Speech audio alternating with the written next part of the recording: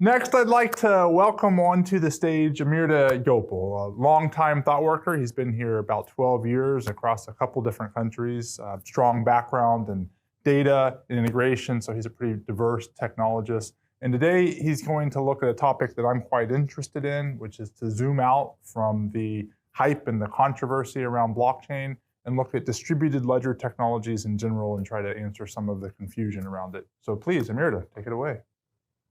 Thanks, Brandon. Welcome, everyone. In the last decade, about half of the Turing Award winners, often considered as Nobel Prize in Computing, was awarded in the field of web, databases, distributed systems, and cryptography. These contributions were made quite a few decades ago, but were recognized only recently. For example, Tim Berners-Lee invented World Wide Web in 1989, and he got Turing Award in 2016. The recent attention these fields are getting could be attributed to the rise of decentralized applications. Distributed ledger technology is a linchpin of decentralized application. The term DLT is not as popular as blockchain, and it's also rife with many public misconceptions. The objective of this talk is to dispel some of those misconceptions. Welcome to this talk. My name is Amirdha Gopal Rajendran, and I am a tech lead at Thoughtworks and, in general, an enthusiast in the decentralized applications. Let's get started. First of all, what is DLT? Is there a definition for it? Does it refer to a single implementation? In order to understand this better, I just picked two definitions out of dozens of definitions available for DLT. The first one is from World Bank, a novel and fast-evolving approach to recording and sharing data across multiple data stores. This technology allows for transactions and data to be recorded, shared, and synchronized across a distributed network of different network participants. Okay, what does it mean? We have a network in which participants record their information, share with one another, and it gets synchronized in the network. This is a very broad definition, and any distributed database would fit into this definition. Let's look at another one. This is from Cambridge Center for Alternate Finance. A DLT system is a system of electronic records that enables a network of independent participants to establish a consensus around the authoritative ordering of cryptographically validated transactions. These records are made persistent by replicating the data across multiple nodes and tamper-evident by linking them by cryptographic hashes. The shared result of the reconciliation or consensus process, the ledger, serves as the authoritative version for these records. Okay, what does this mean? So we have the network in which participants has to agree on the ordering of the transaction, and those transaction has to be persisted in a tamper-evident way. So agreed ordering of the transaction is the ledger. This is a very specific definition talking about a specific implementation. In fact, this is a definition of blockchain. So what is the definition of DLT? It's helpful to understand that DLT is an umbrella term covering multiple implementations, including blockchain. The commonality across these implementations are that people have to get a consensus on what goes inside the DLT, and there has to be a data storage, and most importantly, it would be in a trustless environment, which we will cover later in this talk. The next one, DLT started with Bitcoin. So some people believe that there is no notion of DLT before Bitcoin. Let's see. So this was a paper published in 1982 by Leslie Lamport, who is another Turing Award winner. So this talks about Byzantine generals problem. So as per this problem, we have an enemy city which is surrounded by divisions of Byzantine army. Each division has a general, and the general can communicate with one another only with a messenger.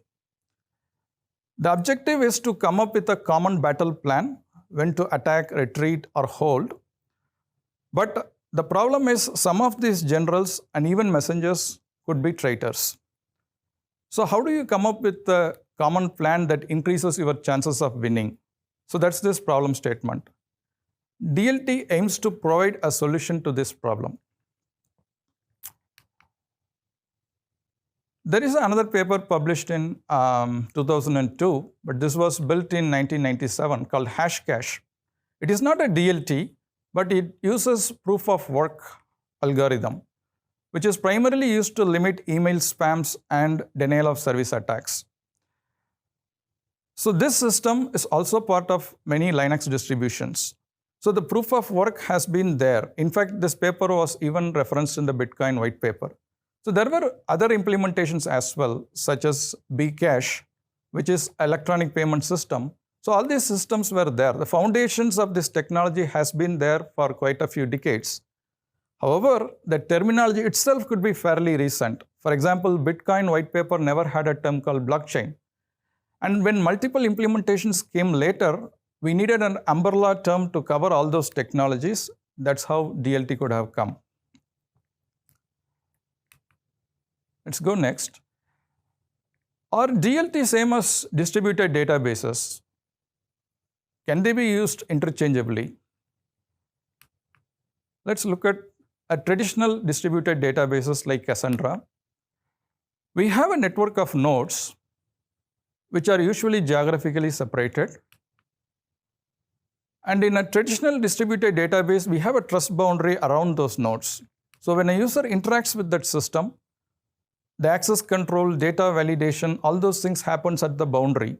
So within that network, the nodes trust each other, they support each other, and that helps to make decision making.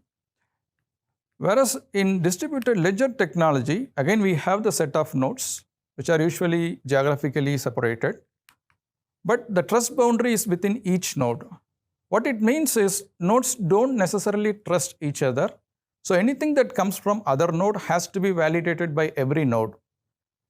This poses its own challenges, and DLT aims to solve those challenges. So technically speaking, all distributed ledger technology are distributed databases because the database is distributed, but they solve this special class of problems. And another major distinction is in a distributed database, it is usually controlled by a single organization, whereas in distributed ledger technology, multiple organizations collaborate in that network. Okay, this is a very popular one. DLT is being used interchangeably with blockchain. In fact, many books that are written about blockchain actually should have been called DLT, but people just use it interchangeably. If you look at it, what is a blockchain? So the transactions are grouped in blocks, and the blocks are chained together, and this chain is termed as blockchain. But instead of arranging them in a linear chain, if it is arranged as a graph, a directed acyclic graph, that's another implementation, DAG. There is a special type of DAG called hash graph, which is very well known for its scalability. In fact, the author Lemon Baird, he has YouTube videos where he explains this in detail. It uses gossip over gossip protocol and virtual voting that makes those scalabilities possible. And then there is a holochain. It takes a different approach. Instead of data-centric, it's more agent-centric. The analogy is more like Git. Everybody has their copy. They are free to do what they want to do in their copy. Finally, when they push, it gets synchronized in the decentralized application. Then there is a Tempo. It's a layer 1 protocol, which is taking a fundamentally different approach to implement DLT. In fact, one of the implementation, Radix, is purpose-built for decentralized finance. So we have multiple implementations, and the umbrella term which unifies all these technology is DLT. Okay, next. DLT is always permissionless. It's useful only in an open network. So it's not really useful for enterprises. Let's see how true it is. So there are two axes here, public, private, and then permissionless. So the public-private is based on the data infrastructure. Being a data storage solution, where does the data lie? If it lies in the public infrastructure, anybody can have access to the data, it's public. If it's stored in a private servers, it's private. If the participants need permission from someone to perform an activity in the network, that's permissioned. And if nobody can stop you from doing something, that's permissionless. You don't need permission from someone to participate in those activity. So the public permissionless quadrant, that's where the Bitcoin, Ethereum, all those popular projects come in. And the exact other side of the spectrum is private permission, which is very useful for the enterprises where we use Hyperledger, Fabric, and Carda. So the private permission has a very high scalability compared to the public permissionless. But the other two quadrants are interesting. One is public permissioned. So the data is public, anybody can download it, look at the data, but to perform any activity, they need permission. So that's how Ripple EOS work. And the least crowded quadrant is private permissionless. Only authorized users can access the data, but within that, they don't need permission from somebody to perform those actions. That's where the holochain comes. Next is DLT is always energy inefficient. It needs a lot of energy to work. That's a proof of work thing. In order to understand this, we need to understand about consensus. What is consensus? So it is a distributed network where participants participate, but usually how do we decide that what is actually goes into that DLT? So the process by which we decide what goes into that system is called consensus. Usually whomsoever did lot of work, if they decide what goes inside DLT, that is proof of work.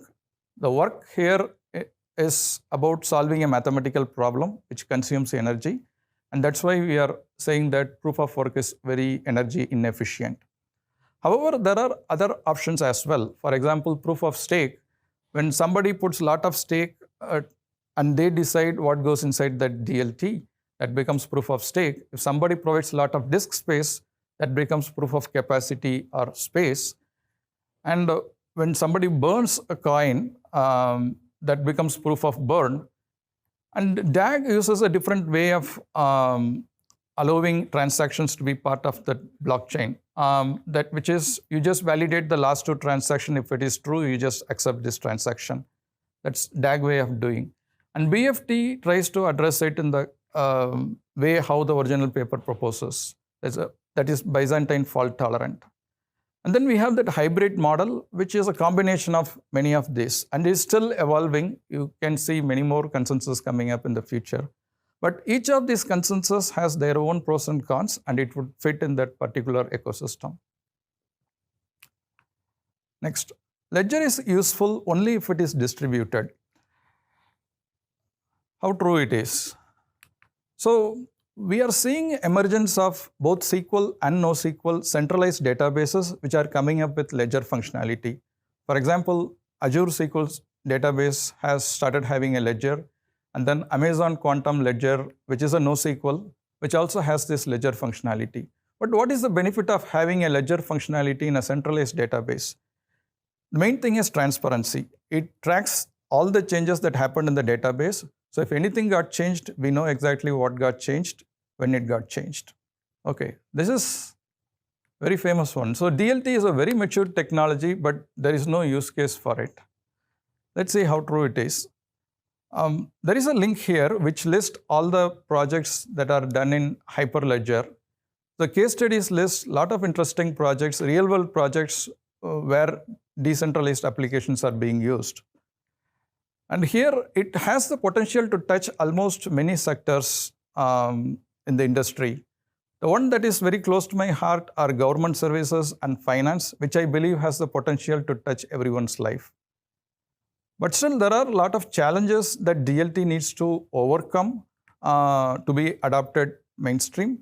So some of them are about regulation. We still don't have much regulation on how the DLT systems would be in play. And there is still a growing pain in DLT. The technology needs to be matured. Many of them are still being evaluated. And then it also conflicts with the traditional system. In the traditional system, we have that centralized system where we have intermediaries operating.